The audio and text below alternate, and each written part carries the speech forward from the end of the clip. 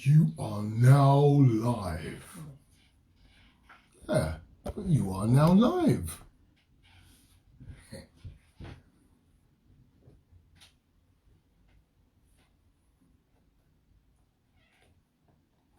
Welcome, welcome, welcome, welcome. Nice. Nice. Hey, sir. Yes. Mr. 100 plus. Bless up. You joined. Thank you for joining. Thank you for joining. Thank you for joining. Boxing Barry, easy. Pips, hey uncle, bless up, hey Daz. Getting hollowed up, Master Links, easy bro. Top man, aka Les, easy bro. Uncle Prince, Diamond, bless up, bless up. Reckon boys, lovely. We'll just give people a minute. Let them flow in, man. Let them flow in. Let them flow in. You came to my school 1 year ago. I'm in year 7 now. Wow. Excellent. Blessings. I'm really pleased that you come on to get some more blessings from the last time you had me here, or you listened to me, should I say. Yeah, blessed to all the young people that's coming on. Love it. Thank you. All my R fans and supporters, QPR supporters. God bless you. Thank you for joining. Lovely, lovely. Appreciate it. Keep coming in. Keep coming in. Yeah, love it. Just trying to give people a moment to come in before I start, because I don't want them to miss out. This is episode 5. Episode 5, lovely. Lovely Dolly. Burns joined. Nice. Jay, legend. You're the legend, bro. Harry Redknapp joined. We love you, Harry. Love you, bro. Hey, beautiful people.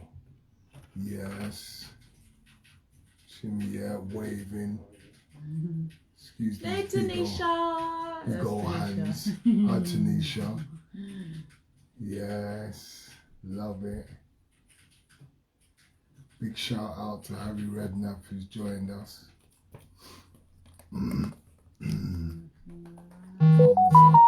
Waving back. Do you play Roblox? Roblox. The boys do. Yeah. Hi, Charlotte. The lads do. Hi, Charlotte. Hi, guys. Request to be in your live video. Who's that, babe? Take that down. Charlotte. Oh, is that Charlotte? So then Great we'll to do it see you later. guys. Yeah. Good. We'll take down everything. More waves. More waves. Check this, people. 10-minute talk. No, shout out to. Oh, cool. Yes, my lovely daughter. I didn't see Anissa. When did you come on? Tanisa Hello, lovely Prince. Nisa. My lovely daughter, my first little prince. And easy. The real Freddie. You lot got to know about my brethren, Freddie.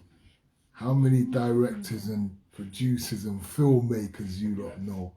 This is the guy, man.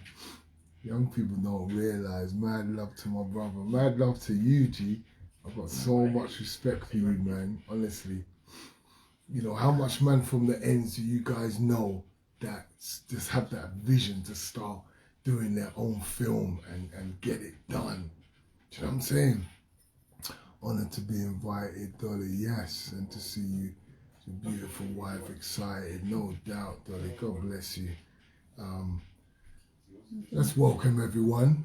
Welcome, guys. For the first time, you know, I always just go from the heart, but I put my heart on a laptop today. I put my heart on the laptop, and I just want to see what it's like when I just. Yes, it's my wife. Yes, it's my wife. Someone said last week, is that your sister? Too funny. What do we look alike? Come together, Des. Do we look alike? Don't make faces. Yeah, someone said we do. That's all the love. We're starting to just join and become one. Can you do private boxing? Man, we trying to just change the world here. But I always got time for the. For thanks, the Nisa. I cut it all off this week. I cut it off. We always got time for the young people to help them doing the boxing. But yeah, welcome everyone. Welcome. Hi, Freddie. Welcome. Mad love, Freddie. Filmmaker. I'm just excited about that. Yeah, gonna watch the film later, mate. I'm hoping I could get 5 minutes with Freddie coming in fact, today. In fact, Freddie, would you like to actually come in? I'll change things up. Would you like to come in and have a chat with me in the first, 5-10 minutes, bro? Let me know, because I can pattern that easily. Because what I always do, I always like to start off by inspiring everyone. Okay? All right, let's welcome everyone. Welcome everyone to Dr. Prince OBE Inspirational Power for an Hour with my beautiful co-host, Dazine the Queen, the CEO and founder of Capture My Heart Photography. Yeah! Big, I should have some music celebration playing because I'm excited. I'm excited when somebody takes a dream, something that they talk about. I like doing this and I would love to do that. When you go from there to actually putting things in place and you take massive action, this is so important. I think today is about taking massive action. Yes. If Freddie comes on, he'll share with you how he took massive action. I want Freddie on my podcast. Does he want to come in? Not yet. Ask him if he can, because then if he has got a few minutes, if not, if you've got a few minutes, Freddie, I'll bring you in before I bring in my special guest, who's the founder and CEO of A Second Voice, all about autism and a journey. Got some awesome guests for you. But I just want to share something. I put some things down today, that I think so important. Why? Because it's about my journey. So first I want to share with you, I always tell you every week why I created this platform. It's for the community, okay? So I can share the treasures that I've picked up along my journey for free. So obviously your gifts make way for you, don't they? So whatever you're passionate about doing, you have to find a way to monetize it so you can create the life that you want. So I'm passionate about young people. I'm passionate about speaking. I'm passionate about people living their best lives now. So I've had to create a platform where I can be paid for the value that I bring into the community. But I actually want to just have a platform where I'm just sharing with you. I just want to deposit something into people's lives. I don't want nothing from you. I just want to serve.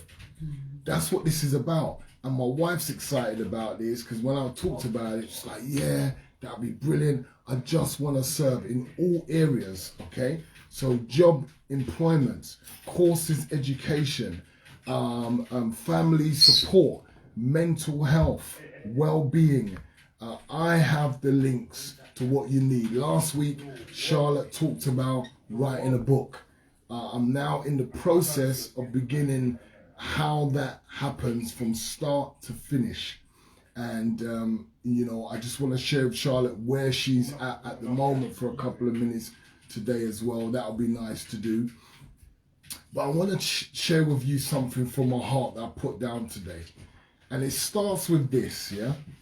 So faith is the substance of things hoped for, okay?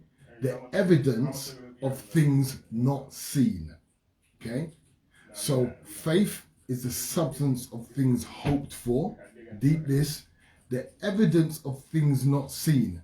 Now, if you read that in the manual, because every created being has a manual, if you read that in the manual, you might think, well, what's that all about? Okay, so I'm going to break it right down for you and show you what it's like in reality and let you see that there's people here like Freddie, like Vanessa, who have done this, who've got no evidence to show that they can make something happen, but they're having faith. They believe in it. They hope in it. And nothing can sway them and move them to the left or the right. Okay? So you've seen before people before and after pictures, yeah? People that's on a diet, okay? So I looked at these and I want all people with dreams and aspirations and goals to think of yourself like this before and after mindset, because you're never going to be able to get to where you're going to get to unless you have that before and then you become that person that you want to become. So you have to envision that person in your head first, okay? So I had a dream and I had a goal and I had a vision to turn my life around as a boxing champion. So think about this. If you looked at a picture of me beforehand, you would have seen some twist head brother, rags up, looking rough, looking aggressive, and it kind of matched how I would feel and sound and act. So my before picture, you would see the kind of person that you won't see now. This is my after picture, because I would handle you in a very different way in my before. So the reason why I'm breaking this down is because in my after picture, I've got my belts strapped around my shoulders. I've got a massive smile. Okay. So your before is right now where you're at. So Charlotte wants to be a book writer, an author. So, but where is she now? She has to take that before picture. Now I want you to imagine the difference between your before and your after. Imagine the difference. What do you believe now? Okay. Now in that before stage, what do you believe right now about various different things, especially about you? And what is it that you feel now? Okay? And what is it that you do now? So if I answer this question to you, what do you believe now in my before? I would say to you, I believe that the only way I'm going to make money and make it out here is by doing run-ins, by doing crime. If you ask me, how do I feel now? I feel like a little bit out of sorts. I feel like angry as well, because there was a lot of issues that I had to deal with. So anger would be a top feeling for how I'd feel now. Broke. Like there is no way for me. There's no hope for me. I felt a little bit hopeless. If you ask me, what do you do now? I'd say I do inside jobs. I sell drugs. That's where I was. So that would be different from my after picture. So it's very important to know what your before is. Okay, guys? So let's see what the things are that you want to tackle. Like, so you want to have better relationships, maybe your marriage, your family. Maybe you want to lose weight, something simple. That's your before. And your after, you want to write a book. Whatever it is, everyone's going to have a goal or change that they want to make. There's a before and after. Because it says, I've got here that we're always growing and evolving on our journeys. Always. The only time we're not growing, the only time we're not evolving is when we don't want to make any change. And we settle for where we're at in our life. So we just kind of sit back and accept where we are. We've got all these ideas. We've got all these things, like Freddie had ideas. He wanted to make films. And if he didn't decide to start his journey, he wouldn't have been able to make change. He wouldn't have seen himself change. So let me bring it home to me. I wouldn't see this after Mark Prince if I didn't decide to step to doing something I couldn't see actually happen in reality.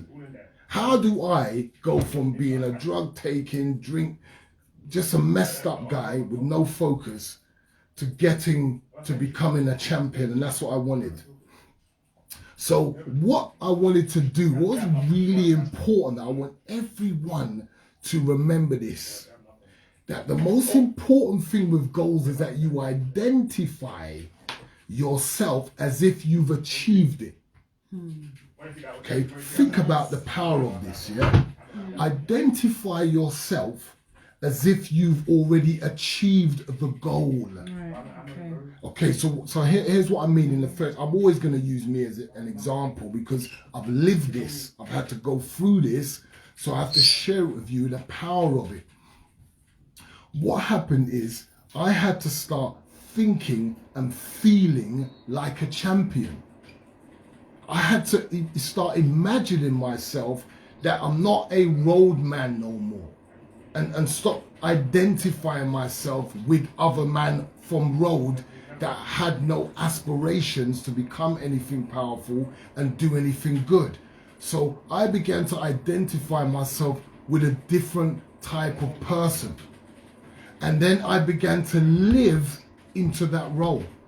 So think about it. It could be something simple like, I know I need to be kinder and I know I need to be nicer because I'd have better relationships if I had more patience, if I didn't get angry so much. So now you start focusing on imagining yourself being this person, acting out this person, reading about these people, hanging around people that are calm, you know, just researching and doing everything you can to drown yourself in this person that you want to become.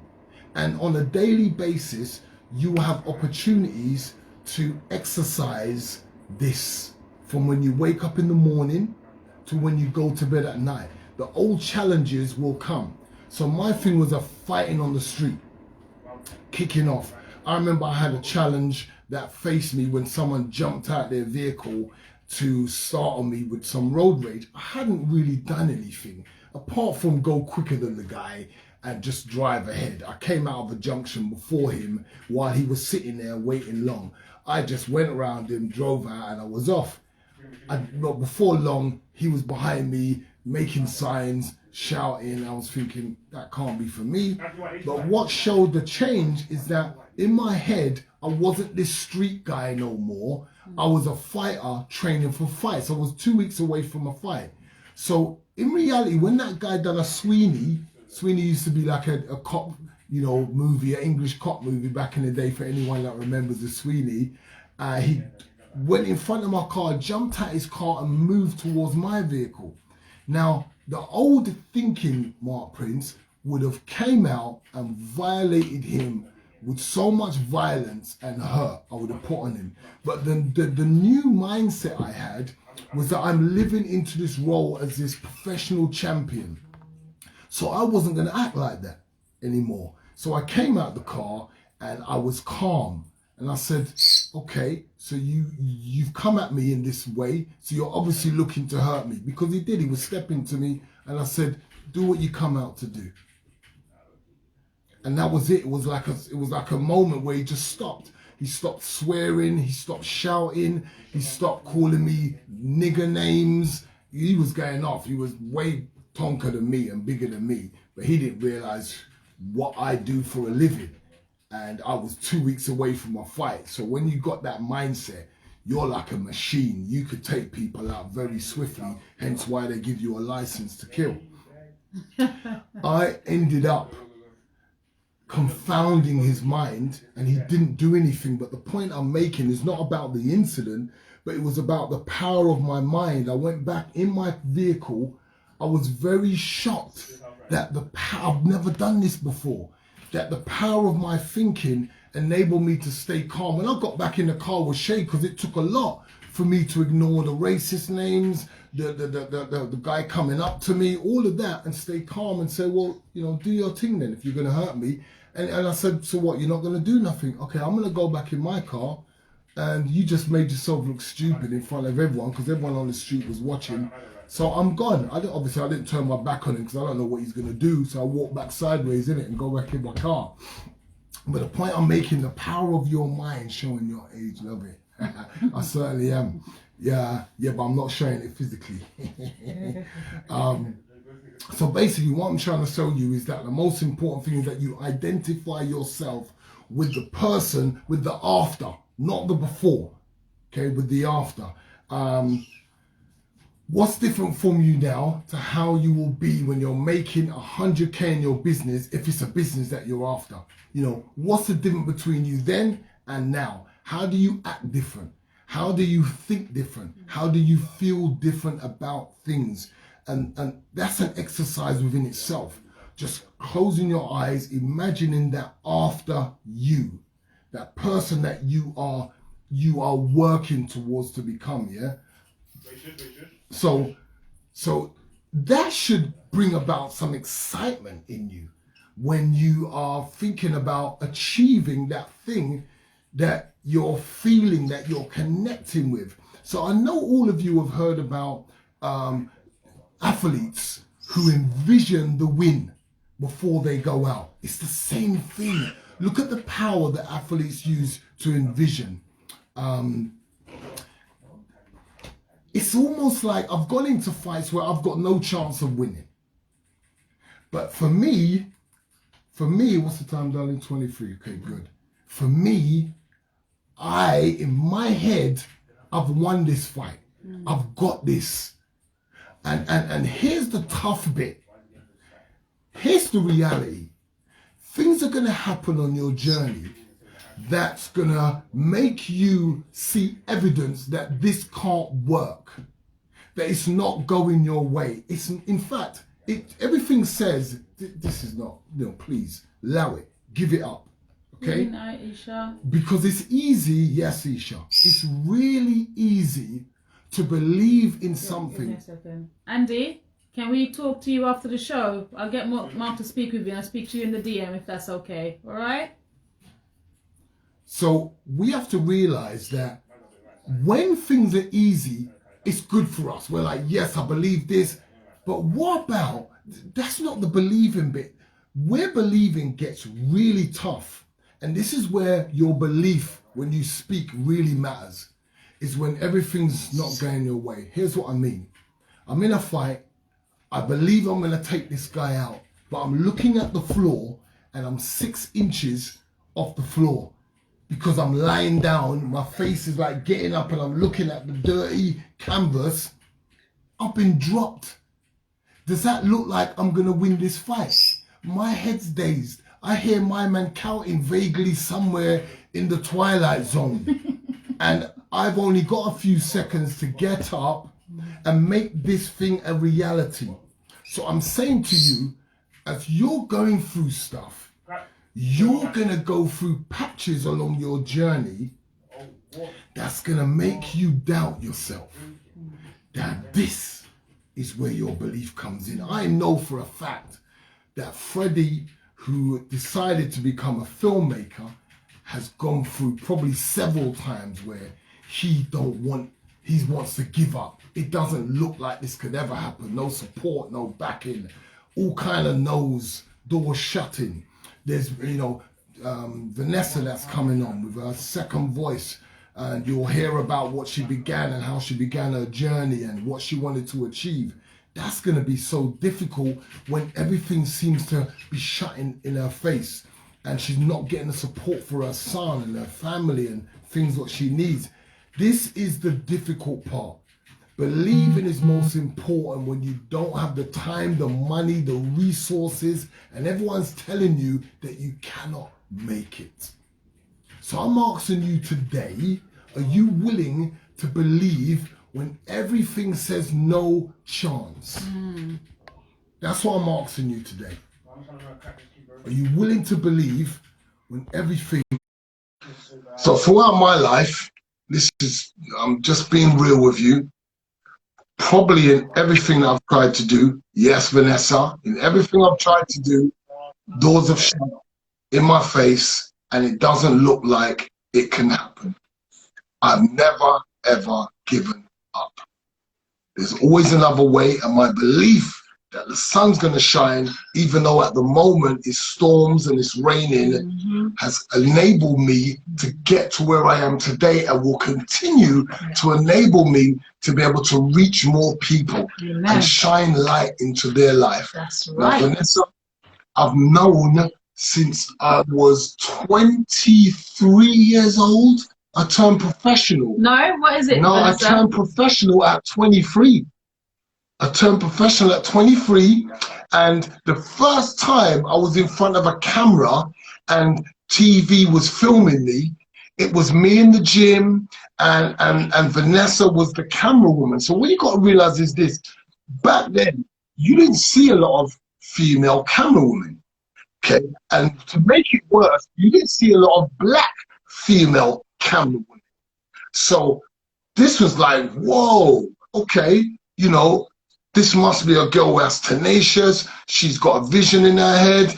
And what happened, I didn't realize she'd worked for South Bank TV and been doing work as a technical technician.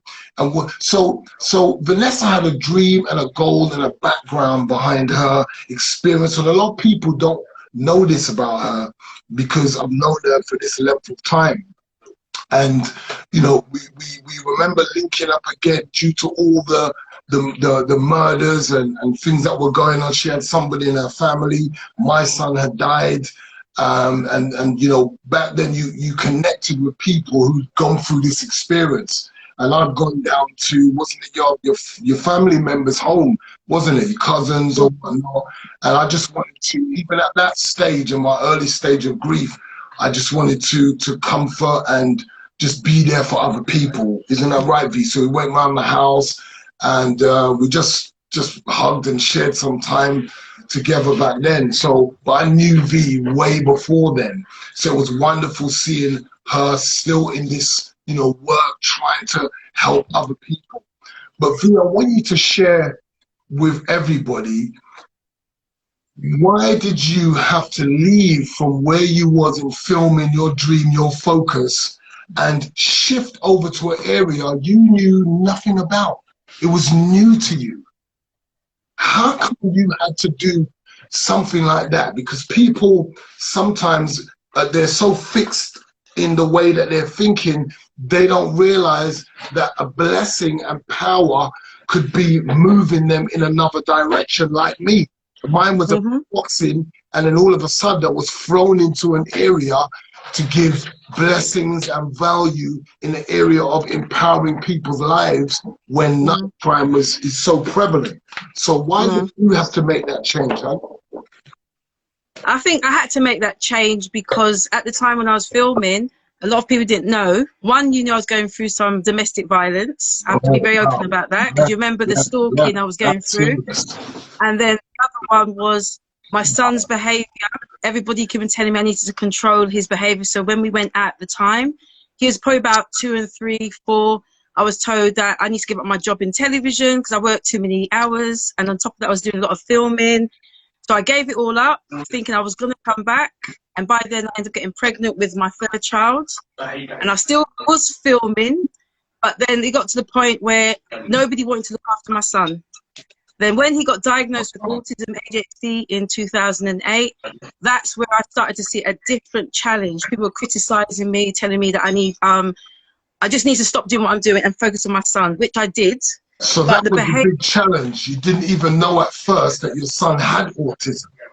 No, I was just told his behavior. Well, you used to see what he was like. He was like all over the place. Yeah, yeah, because he was running up, connection. Jumping, biting, kicking, spitting. Wow. Like the two, remember when you two got married? Remember the wedding? How he wanted to stay with you, Mark. He didn't want to go to nobody else. And poor Dizzy, you know, she couldn't.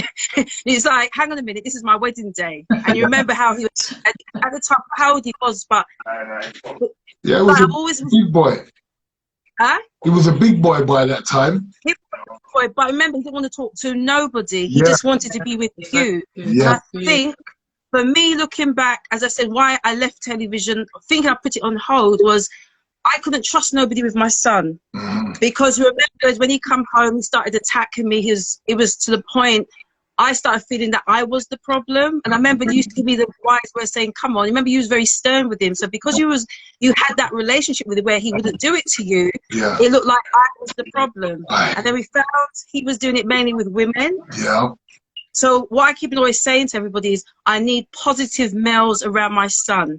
Then it was, I need positive black males, because my son, as time went on, the specialist used to say he needs black men in his life, because when it comes to autistic young people, if they in the beginning, it means that they can actually, for my son, he used to say, all right, let's be open here.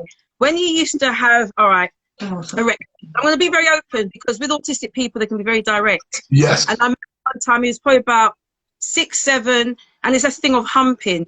Social services in particular would be quick to say that you are abusing your child. With me, everything my son did, from the biting, the kicking, the punching, language, it was my fault.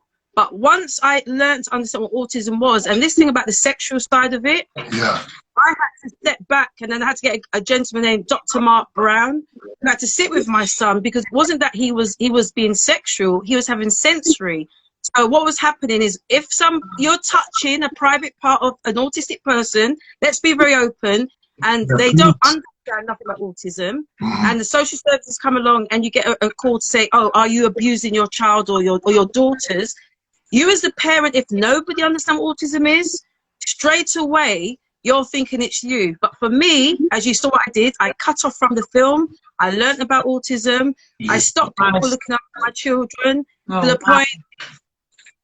Yeah, I've been accused of things with my children I had to step back and look at myself and think, when it comes to the black community in particular, the resources are not there. It's all about, we are seen as sexually active, very, promiscuous. Then we can be aggressive.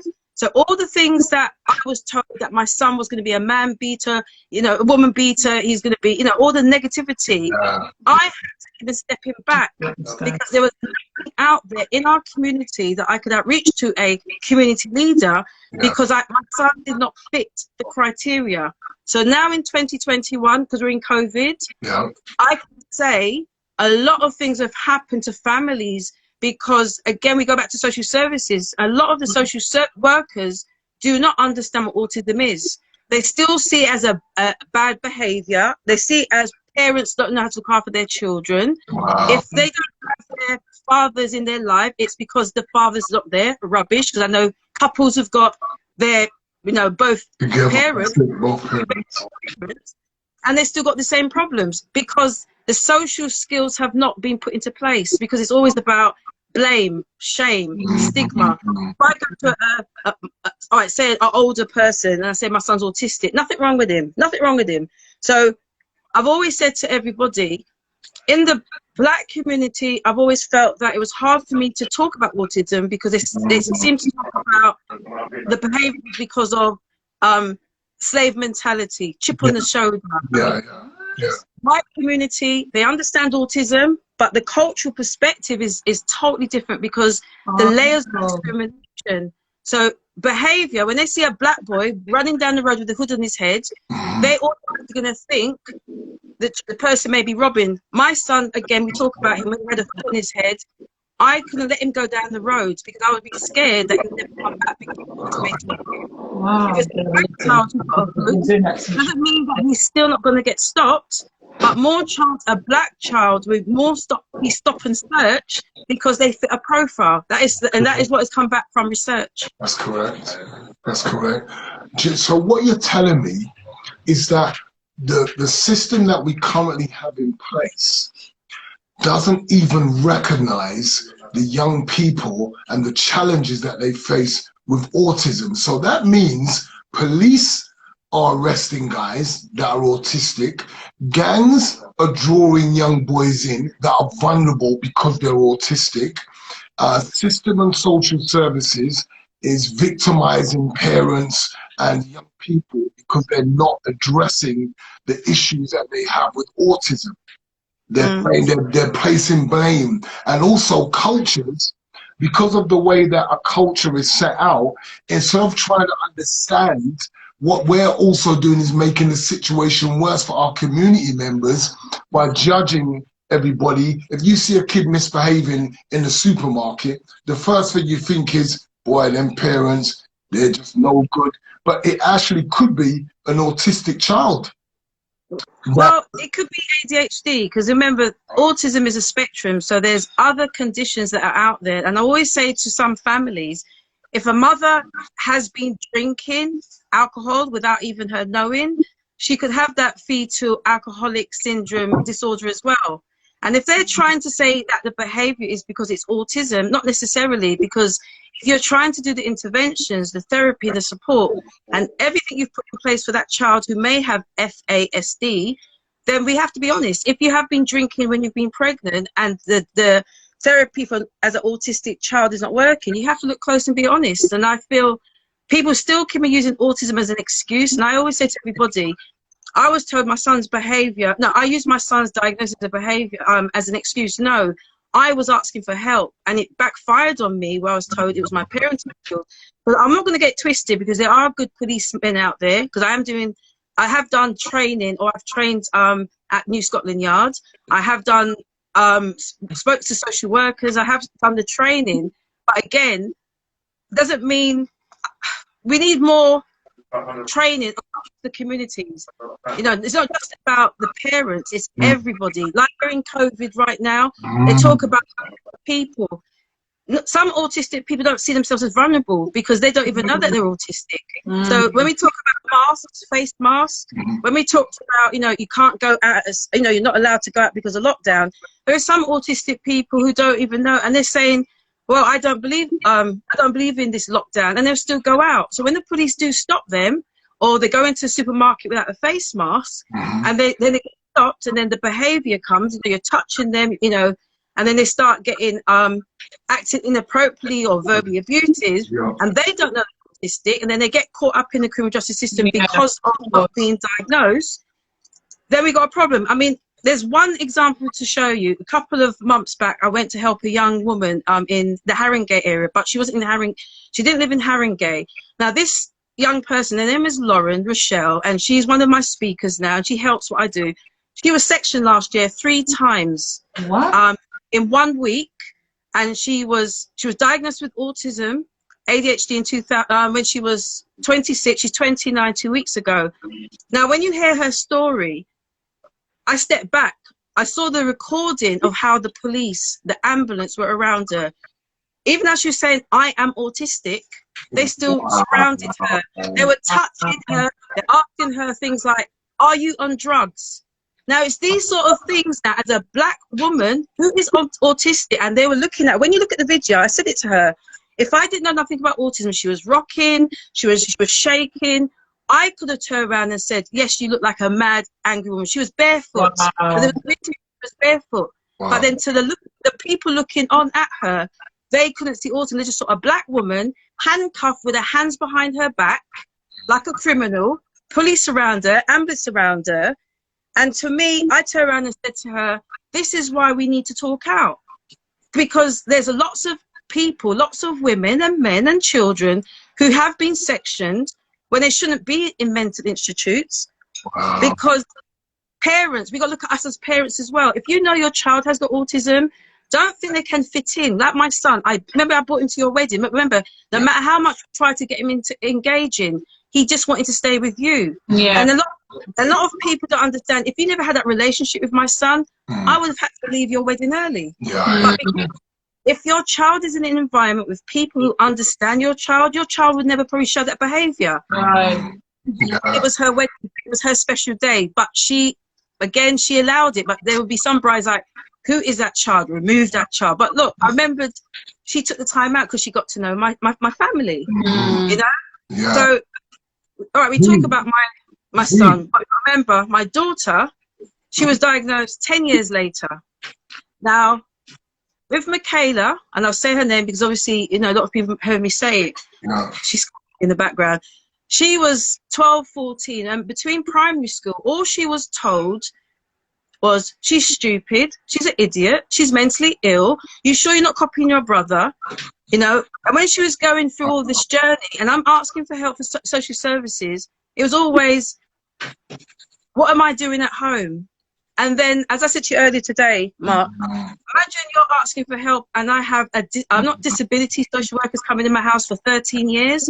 It was actually child protection coming in my house. Now imagine if I didn't know and I didn't read my files, I probably would be put on section 47 that I was actually probably a risk to my children. And I feel that parents need, if they can't read and they can't write, then you find somebody that you can trust, because there's a lot of parents that's hiding things away.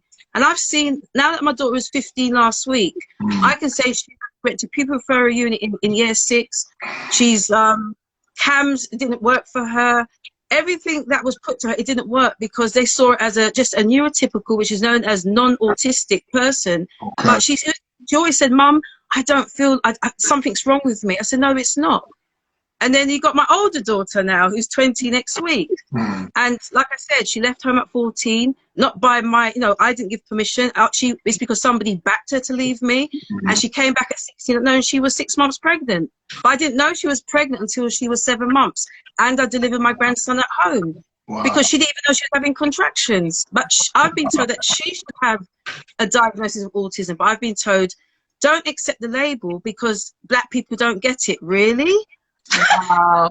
And that's why I said to everybody, it upsets me because in COVID, there's so many young people out there right now who are at home, who may not want to be at home because they're going through abuse. Can you imagine what's going on in people's homes and there's no support? For me, I've always said this, COVID is taking more lives mentally and distressing more people than any virus could.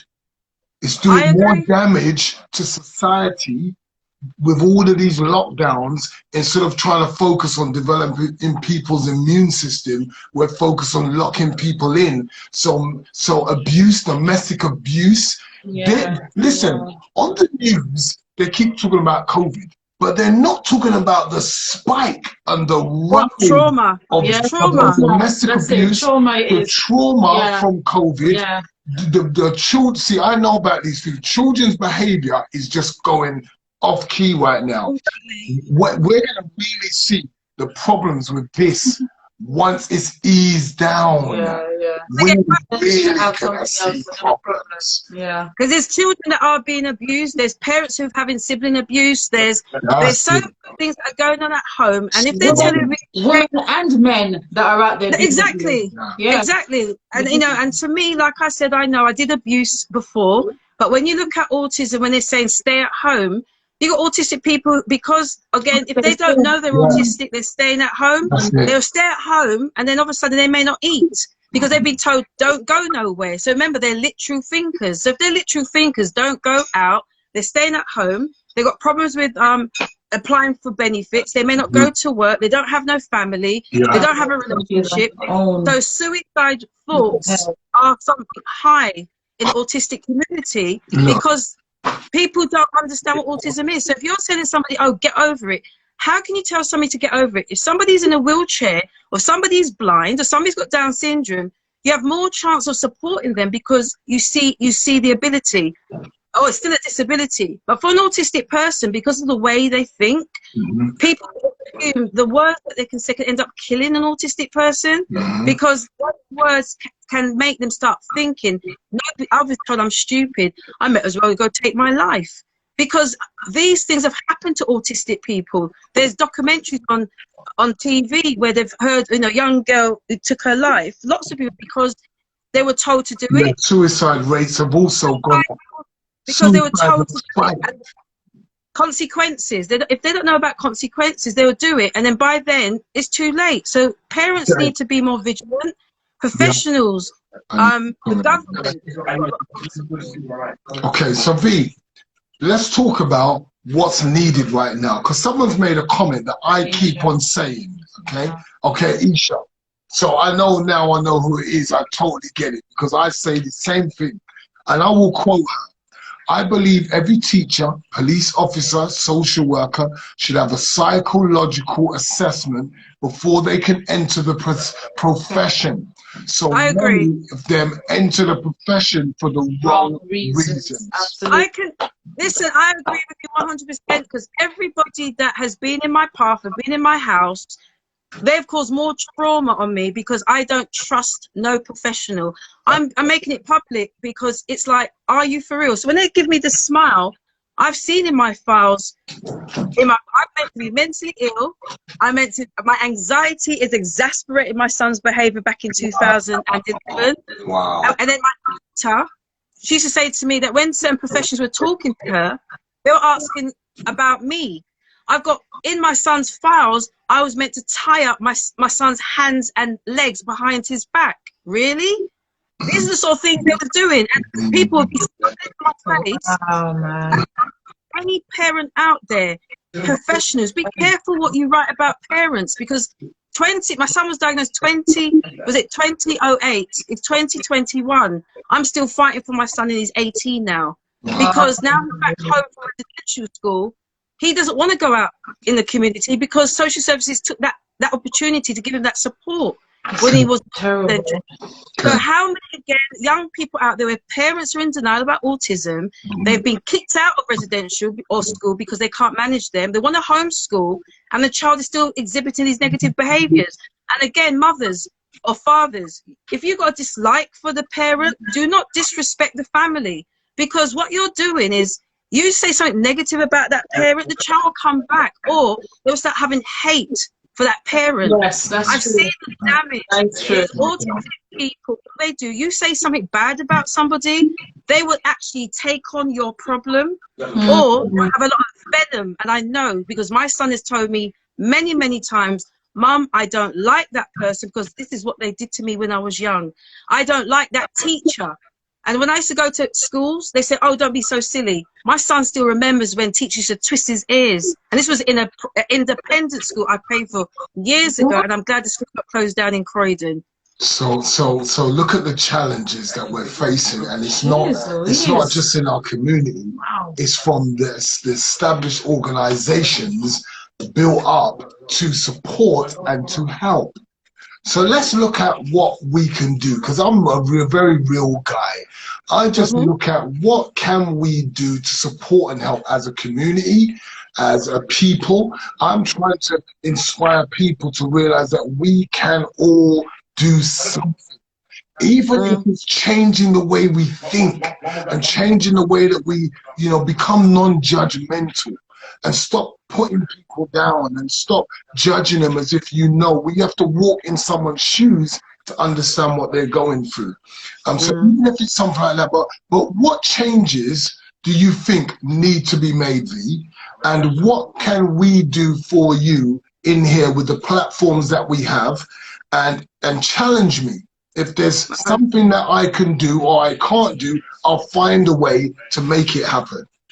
Okay, I would say the first thing to do is if you see a child acting in a way that you don't understand, stop the blaming. You have to listen. You've got to understand if the child is exhibiting certain behaviors, ask for help. If the parent may need help, if they've got more than one child, I've seen parents in a supermarket, and my son was one of them, running up and down and being causing a lot of stress in shopping because we were in COVID. So let's talk about in COVID.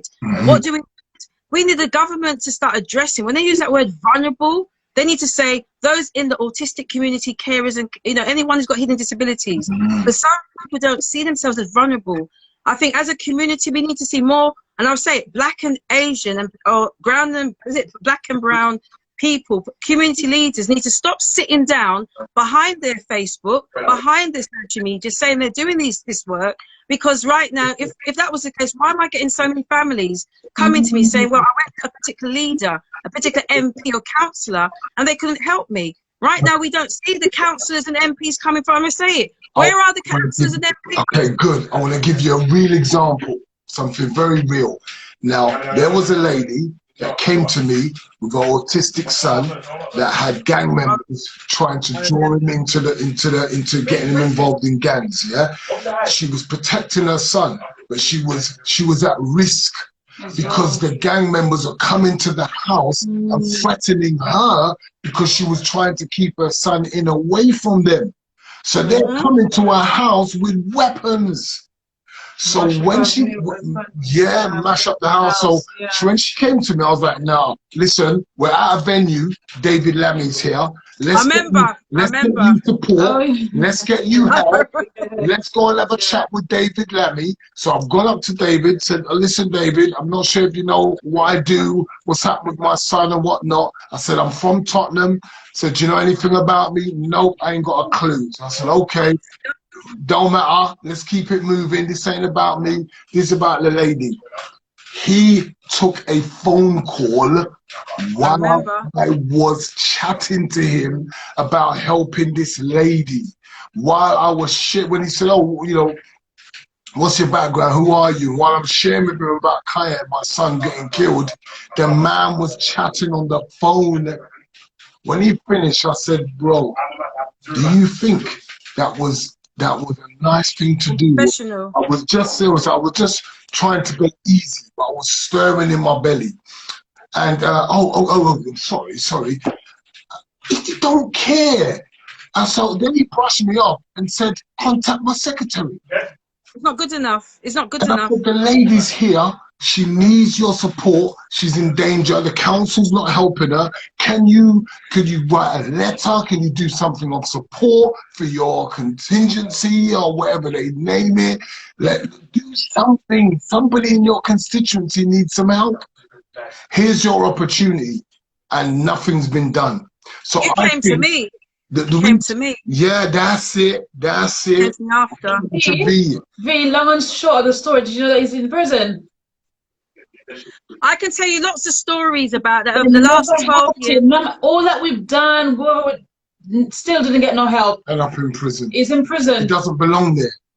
But I can tell you that I know lots of cases that people have come to me, and this is not just a black thing. I know across the UK, I've had people from white families have come to me because their sons are in dire straits. I've had grandparents have come to me because they can see that their adult son is in dire straits. So for me, and I'm saying it again, if you are a councillor or an MP, stop just coming for your votes, because I've seen the damage to families over the last, say 12, 13 years, where some of these children have ended up either killed, they've either ended up in a mental institute, or they've ended up in prison, or why? Because the government don't care enough to understand what autism is as a whole. Do we need to bring this right to the forefront, V? Is that what needs to happen? If you see Lauren now, Lauren right now needs answers, because like she said, when she asked for help in the borough that she's in, I won't say the borough now, is she had to come to Tottenham where I was in Haringey. And she said, Vanessa, about 5 weeks ago, she said, "I don't know what I've done if I never met you, because the difference with you, I don't do lip service. If I don't know something, I would go to somebody else." As I said, when you talk about that word black, Asian, minority, ethnic community, I don't like that word BAME. I've seen how people have got funding, and when I look into these organizations, you don't see people that may look like the communities they're trying to serve. So with me, somebody's in the African community who's Nigerian, I always say, what country? Because when you say Africa, they've got to remember it's just a term. So if it's Nigerian, Ghanaian, Cameroon, I'm for those communities so they can embrace who specialize in autism. Too many people are getting funded, and that's why we've got 13 years down the line. I'm still fighting out for my daughter. Happened. Okay, and that's why I've been in my area that I've been in, and we've had to have favor from God, basically, to be able to get what we needed. Favor from God. That's it. You know, people see that we've got the stadium named after us. You know, but that doesn't turn into money. We need resources. You need professionals, and you need capital to make change and be able to help people. That's why I've created this platform. I'm still pushing with supermarkets so I could create a food bank, clothes and toys bank for people.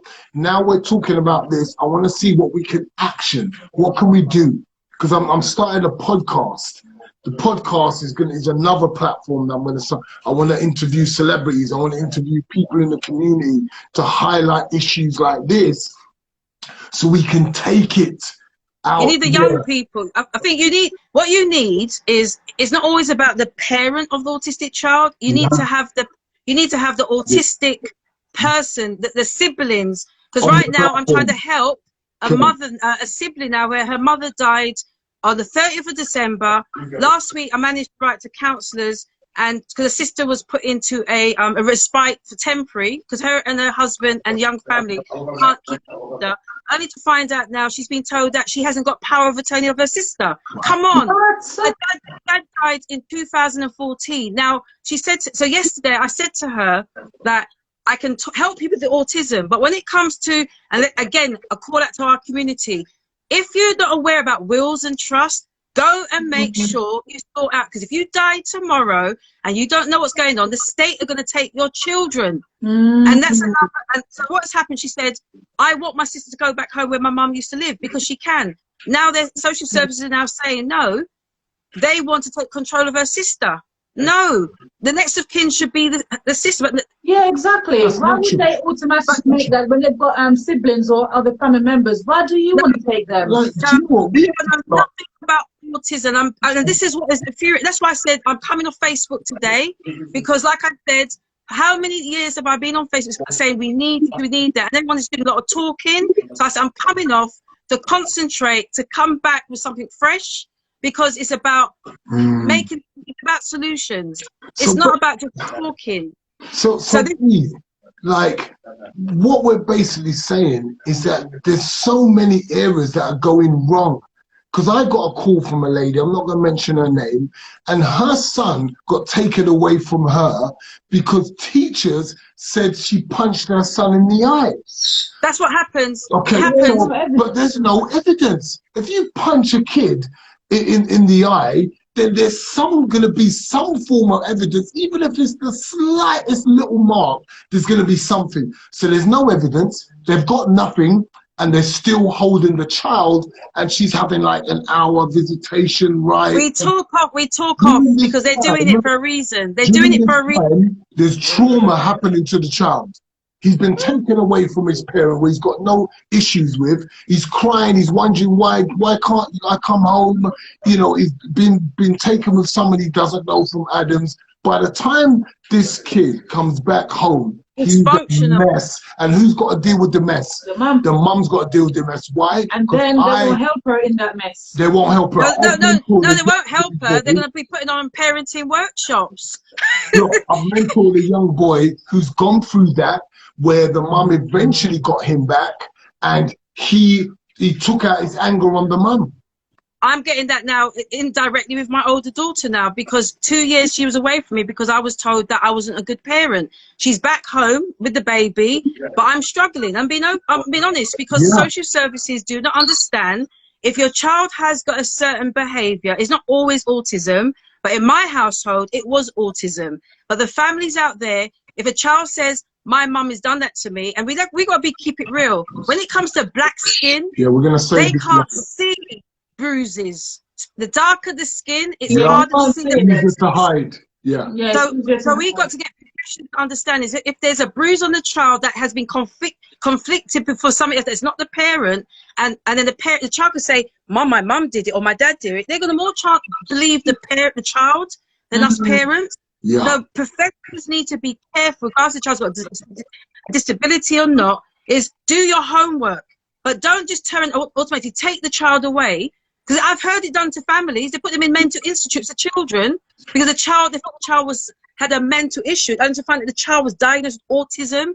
But by then they've been popping all this medication on these children. So the question is, what kind of system is there set up? It doesn't sound like it's for the people. I just think, again, I go back to it again, the community leaders need to come together. Even if they don't like certain people, they need to come together. Because when they're going to the Houses of Commons or they're going to their big groups, their cliques, they're doing a lot of talking.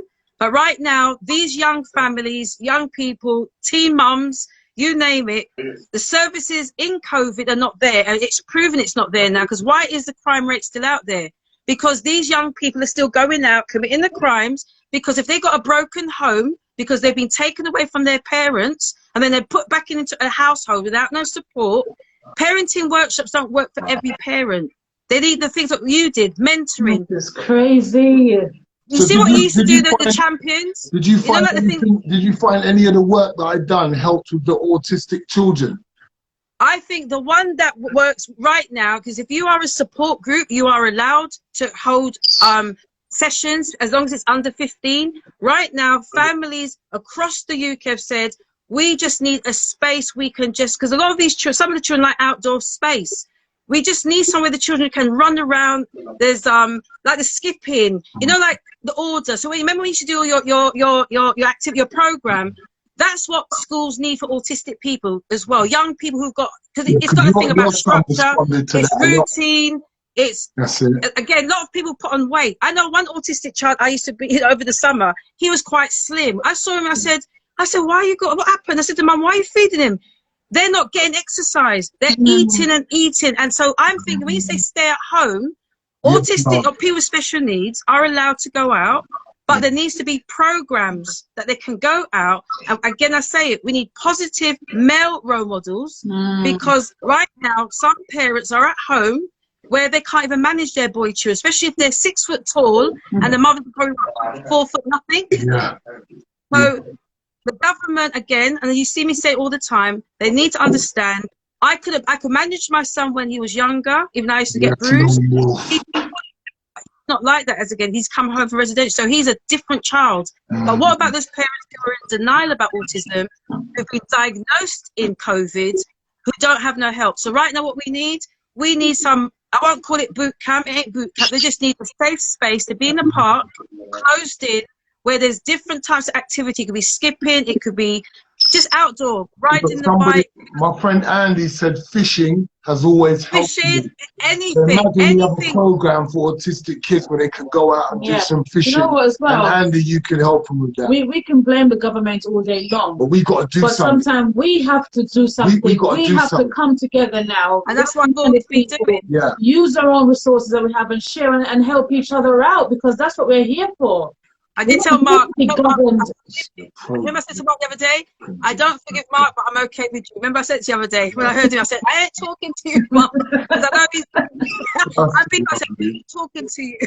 But like I think that's what's needed though, V. We need to come together. Someone talked about their daughter needing something as well. She's got learning difficulties. So I would love to see a program that my daughter can join. She's deaf. I do books, because like this, there's a book, if she has got autism, I was in she this said book. she's deaf and has learning difficulties. So I know that you might I can have, signpost her to somebody. Yeah, I know that you can do that. Listen, anything, if anyone's listening, whatever challenging situation you've got, DM me. I will be able to signpost you to the right people. Because right now, if we had the resources, we'd be able to create what we needed for the people that need it. Okay, so right now places are needed for young people who are vulnerable. And adults. And You adults. can't look, and adults. And Thank you. Adults. You can't just lock everybody down. If you need to check whether they've got, a temperature or anything's wrong, well, do what you got to do. But people have to be able to come out, because you can't lock. That's not even feasible. Like, how could you say that when you look at the rates of death in reality, then pneumonia is probably just as high as COVID? Because how many people are actually dying out of the numbers that are catching it? Everybody I know I know there's going to be some people that's lost people to COVID, but there's people that's lost people to pneumonia, the vulnerable, the older ones. It's about your immune system. So I'm saying we need to get out, because if you don't, you're going to have a messed up country with a messed up society when all this is said and done. There has to be another way. It's not our fault we've got a bellend in charge of a country.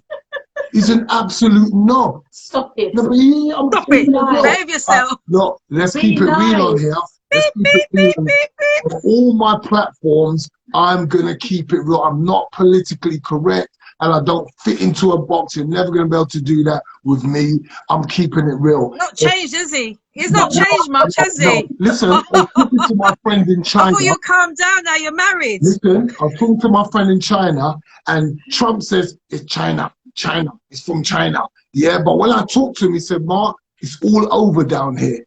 It's all over. COVID, people are out. There's no lockdown. There's no mask going on. People are just doing what they're doing now. If you want to have a vaccine, you can get it. There's no force. It's not pushed down through the media. Because what they've done, they put things in place.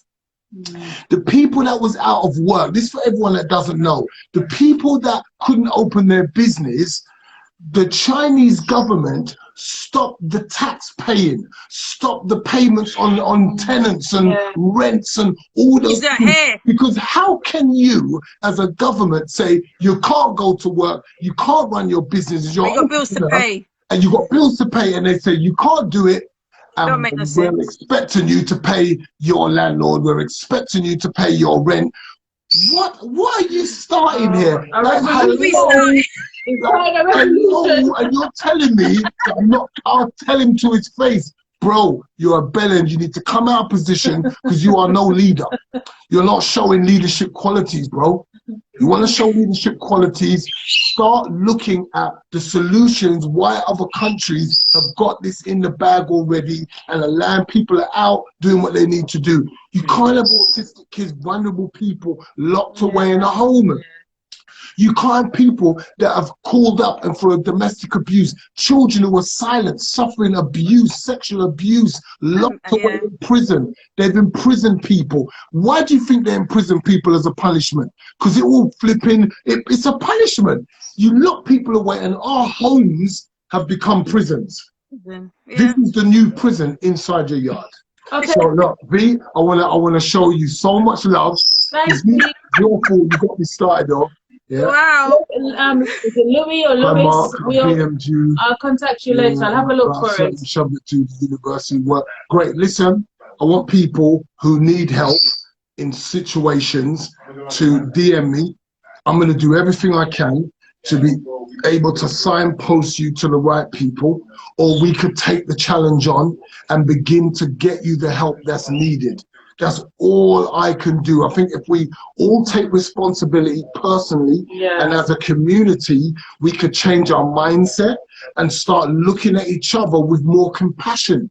Because it seems like the media want us to turn on each other, call him an anti-vacciner, you know, anti-vaccine, whatever. Yeah.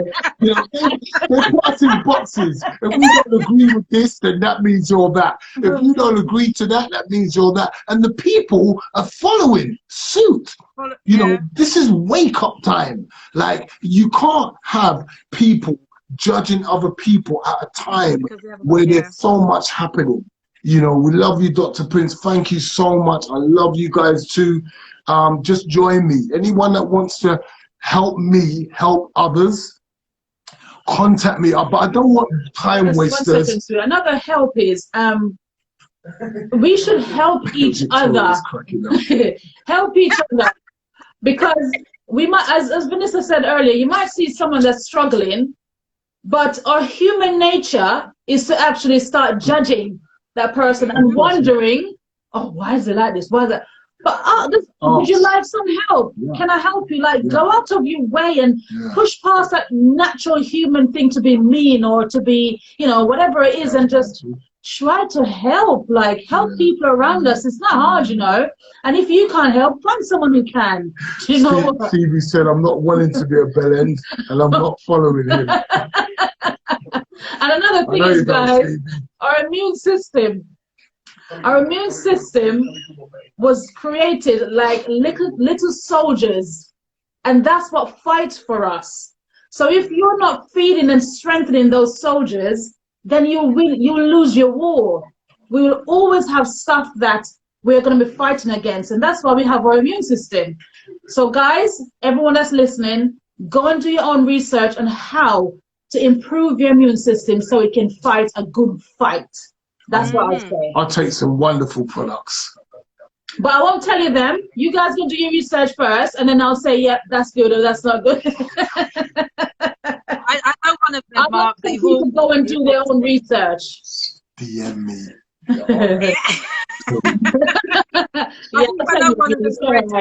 I'll tell you why I'm so healthy and well. As black people as well, we need our vitamin D. Vitamin D3. We need it. You need your zinc. Yep. you need your You zinc, need it, and guys. you need your vitamin C. And when Vitamin you C. have a combination of things, all those little soldiers inside. Your friend oregano oil, yes. Yeah, yes, oregano oil, yes. Yes, H, oregano oil. Yes. I helped someone recently who wasn't feeling too well with oregano oil, and it perked them right up. It's a serious. Go and do your research on oregano oil, please, guys. Go and do your research on colloidal silver. Go and do your research. Do Get research, yourself guys. healthy. Look Thanks after so yourself. much, V. What's the Thank time? you so much. That's up to 12 minutes Well over. overtime. 12 minutes overtime. CV, nothing to do with nerves. You're a superstar. And you're great at what You're you're a doing. superstar. Everyone give me a round And of well done. applause. Well done for actually taking that cue and starting looking after your son, because now you're helping loads more people. And do you know what, V? Don't ever give up on that filmmaking creative ability. Here's what you're going to do, V. You are going to do a film On on autistic the children and journey stuff on like that. autism. There Why? you go. Because that was your initial skill and talent. And now you've had to do this. Combine the two together. Okay? Okay. Combine Yeah. the two, V. Please, everyone, give V a follow on a second voice. That is her DM her on her platform, on her Instagram platform. Those that are struggling, those that are going through things, V, stay in touch. We're going to be working together. I want you on the platforms. Isha, yes, we need to wash Listen. out before we start taking all Okay, these stuff. Isha says you have to clean Thanks for out the reminding me. engine That's first. true, Please. Isha. Okay, so we're like an engine. We clean the engine and then you deposit the good things in there. That's why we get servicing for cars. We service our cars, but we don't service our bodies. That's And right. our bodies are of more value than our cars. Our cars can break down, we can still keep going. So let's start looking after ourselves, all right, It's guys? at a second voice, I think. That's Yeah, it. it's at a second voice. That's Vanessa's handle. Please go into that. And I want to thank everyone. We just went in with Vanessa today, and I had other things going on, but it just wasn't as important as this. This really needed to take the full attention. Daz has put Vanessa's handle up. We're gonna have someone that's coming in talking about the disabilities and the struggle, or is it cancer, and making that decision to ignore the doctors and do what she could and give him alternative methods of healing, because they gave the child no chance of survival when they had cancer. So hopefully they're going to come on next week. If anyone needs a platform, this is for you. I'm here to serve you guys. Is Freddie there? I'm going to get Freddie on. Vanessa, Thank you. We'll catch up. You'll be hearing from people, and you'll be hearing from me as well, darling. Bye. Thank you so much. You've been awesome, V. Bye. Thank you. Bye. How do you come off this thing? Everyone asked that question. Where's the X? I can't even see the X. You're not meant to come off today. Where's the X? How you come off? There's an X on your There's thing. an X on your screen in the corner on the right hand Oh side. yeah. Yeah, there you go. I can't even see my X. Guys, thanks for all the messages during the time. Did you take down? Yeah, I've got messages. I've got a few questions. A few people who have taken note of who I need to contact. If you could DM us, and I'll get talking and so forth and so on. Thank you. It's been another blessed Sunday. Yeah, it's been fantastic. I hope you really got something from the whole hard believing hard, believing where there's hope in something, but there's no evidence to back up what you're hoping. So Vanessa has demonstrated that, because she's been hoping in getting help. There's no evidence that it's coming, but she's still continued pushing, working hard. I've got story after story. I wouldn't have the Kiyan Prince Foundation. I wouldn't have my career, my former career as a champion boxing, if I didn't have this hope and belief in evidence of things hoped for, but I had no evidence. So you don't need proof. You don't need the how. Forget the how. Just focus on the what. Here's what I'm gonna achieve. Focus on that, There's other parts to it. We can extend it next week. We can start breaking it down. Who would like me to start showing them how the process works? What do you need to do? How do you do specifics and SMART goals and all of that? And if you can't wait and you're so hungry and you just want to get on with it, I'll encourage that.